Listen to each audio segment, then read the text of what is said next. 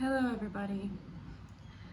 I wanted to have Samadhi with me for this video, but I can't without Hilda, petting Hilda at the same time because she gets jealous.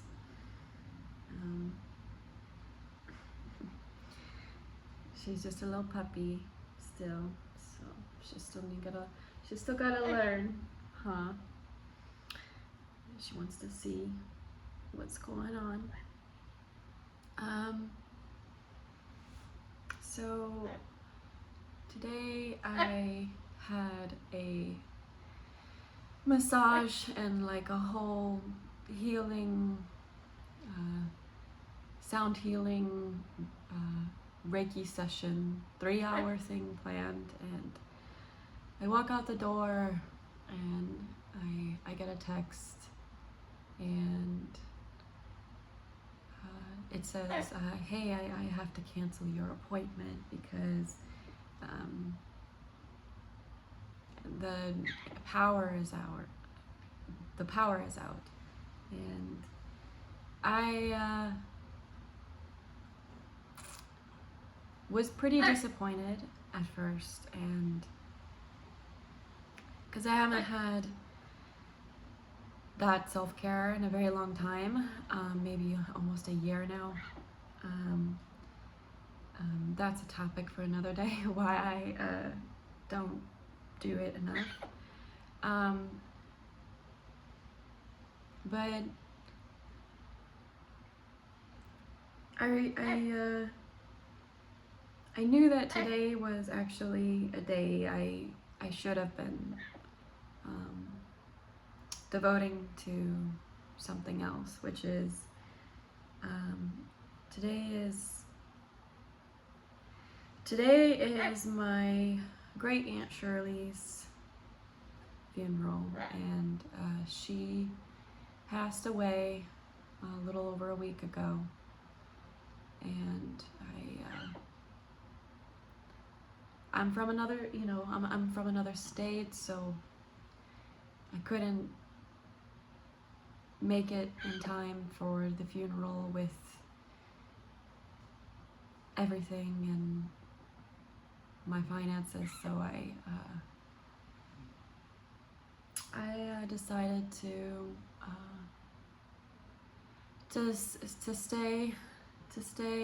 sit this one out and just be there for my family however way I can. So it just kind of brings me to talk about some stuff today. So my great my great Aunt Shirley, she was a Pentecostal Christian, and that's why I'm wearing my hair up, and I'm wearing a long skirt in honor of her. And while I don't practice that particular sect of Christianity, I like to pay respects to my family and my heritage however way I can. No, Hilda. No, Hilda. However way I can, because I feel like look at them. I feel like it's a big thing, a big way that ties family together is through beliefs, traditions, and it makes it important. Not that you have to rigidly sustain those beliefs, because hey, no. Because sometimes I think that it can be limiting, but there's also something beautiful in them that brings family closer And I mean, just like even death in the family brings family closer. I won't say this specifically, but there is a person that was connected to my great aunt that wouldn't talk to her for a very long time, and finally they made amends when, you know, she was closer to the end of her life, and I'm so grateful for that. It's something I think about a lot, is how I left my home, my family.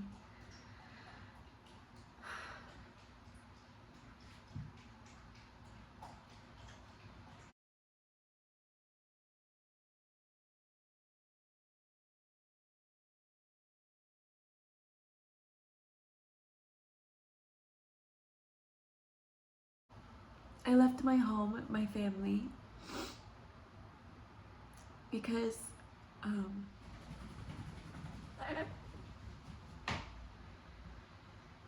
I felt that I needed to find something outside of my family that would make me feel at peace, and even feel that sense of family and home.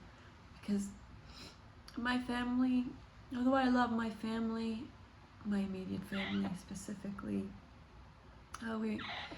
we are very disconnected, and as many families in the Western world are.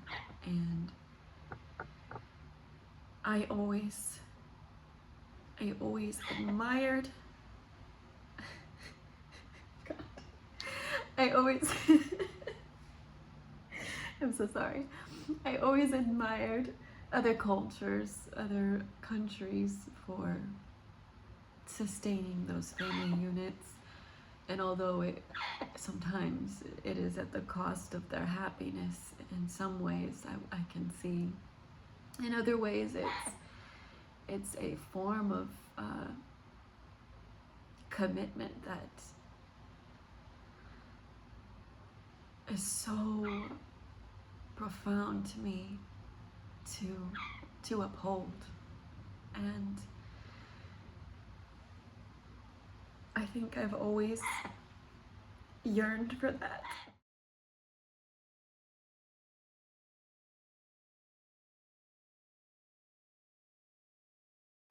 Yeah. Please don't bite my face. So I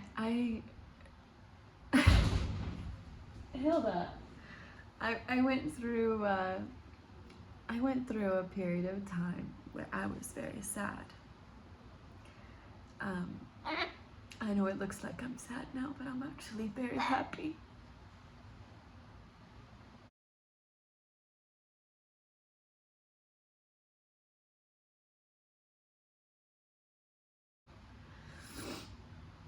I didn't know how to express that to anybody, so I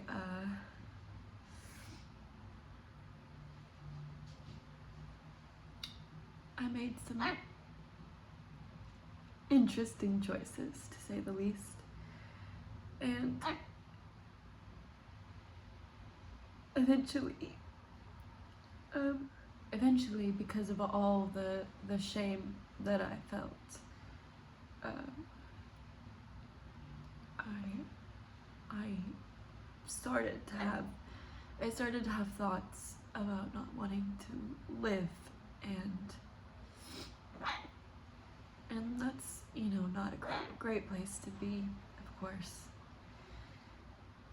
And I knew that I needed to do something about it before. I mean, some people get to a point where they don't even want to do anything about it, but somehow something inside me knew that if I didn't have something to care for, to love,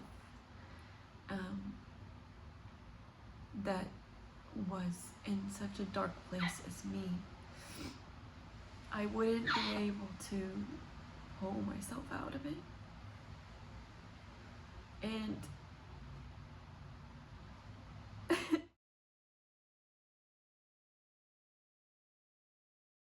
and so that's when I got, that's when I found Samadhi, my parent. That's when I found him. And he communicated with me in that stupid pet store. He wanted to get the hell out of there. And he was cramped in there with a bunch of other birds. And obviously, I know there's going to be people say, well, I don't support, you know, those kind of stores. But they got these birds secondhand from people that would get them from other places. And a lot of times, they would just go from home to home to home, which is so sad. But anyways, I knew the day that I picked him up, that I could never give him up. I could never give up on him, no matter what. And I didn't really realize at the time what I was signing up for, but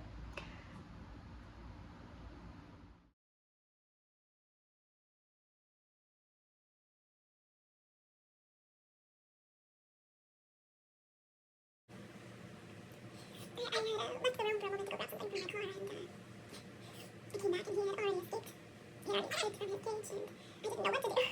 Actually, in fact, on the way home in the car, he escaped from his cage because I didn't know how to shut the door properly. And he was on top of the cage all the way home, and I was just driving in the car, like, just like so scared what was going to happen. And when I got back to the apartment, like I said, he escaped from his cage. And he ran up my leg. He ran up my leg because he was scared. And he just latched on. I have a feeling he's gonna fly. He's gonna fly now. What are you doing, baby? He latched onto my leg and with his beak, sharp beak, and he caused a big old bruise and cut. He bled. And all I knew to do at that moment, just a quick reaction, because I had no prior experience with birds, I just grabbed him and I just wrapped him around his body and took him straight to the cage. And he did not like that. He was not happy with me for a long time after that, and it took us forever. There he goes. It took us. Hey, it's okay. Hilda.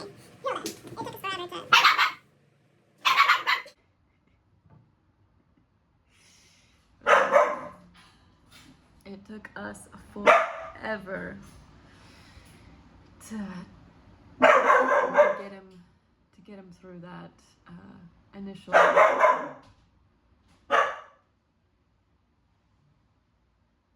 like that. He can do what he wants. Leave him alone. Let him be free. Come here. You quit it. You're just jealous you can't fly like him. Come here. Come here. Oh. Anyway, she's silly. She just got a bath, so she looks kind of funny right now. All stringy. But yeah, so I took him in and fixed him right up. And we are a happy family now. And we recently just got our puppy, Samadhi and I. And we're one big happy family, right? But in all seriousness,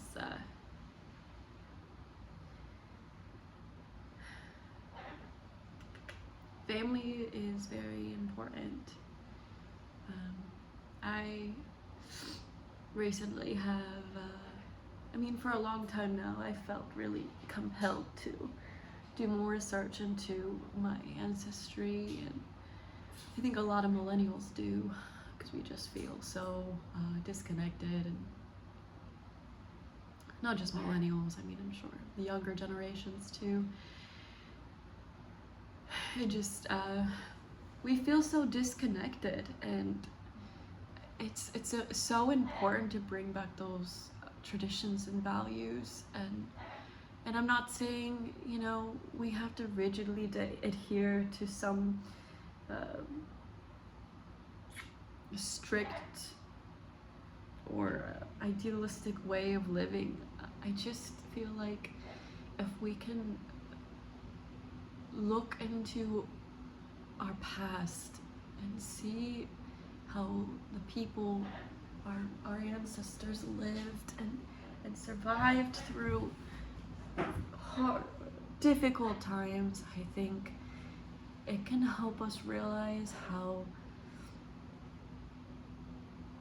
if they found a way through their challenges, we can find a way through our challenges as families, as communities, as countries, and we're so lost, and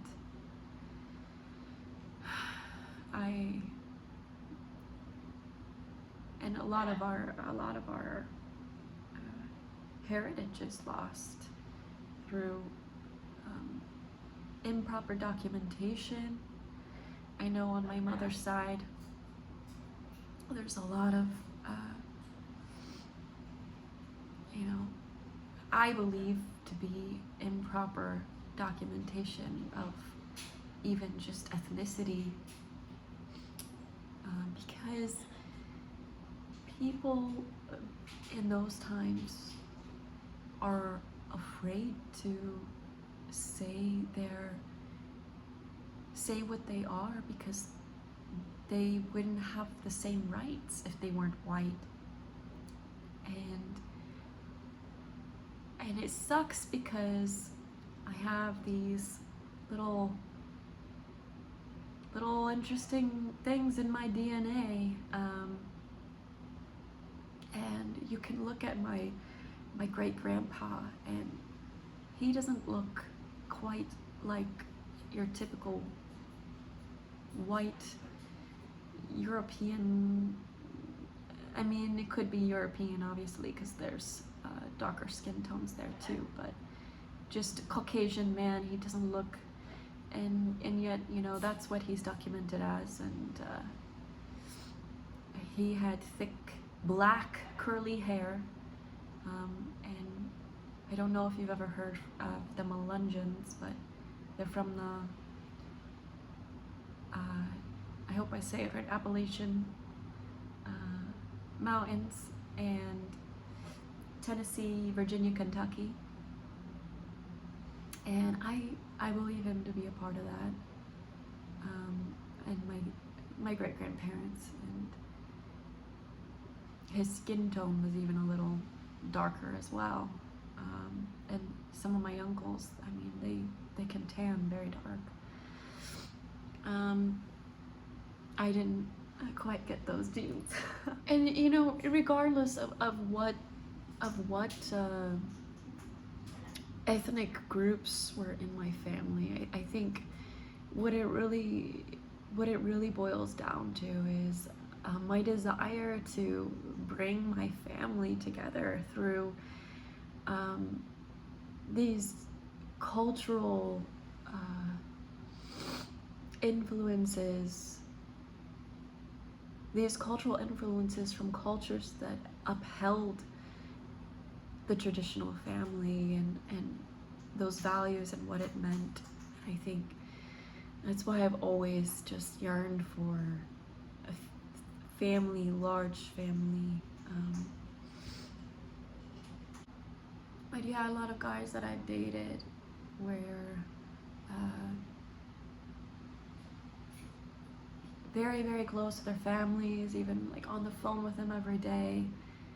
Meanwhile, I'm afraid to admit that there'll be sometimes weeks and even months, sadly, that I don't even talk to one of my family members.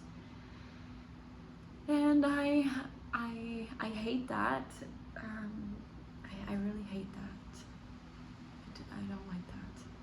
I try to reach out as much as I can, but it's like, you know, it's like chasing it's like chasing.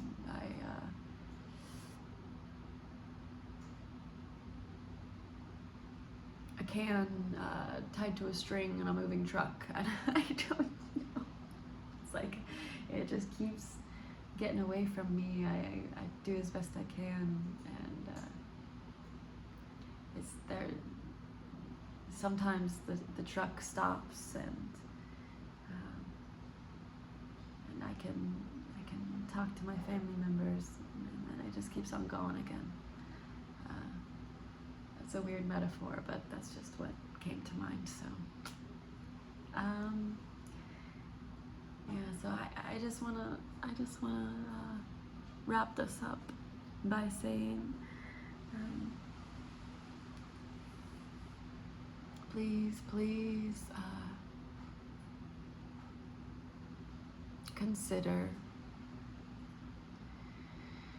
consider your ancestors and what they've been through, and look at your situation now and borrow their strength to overcome obstacles.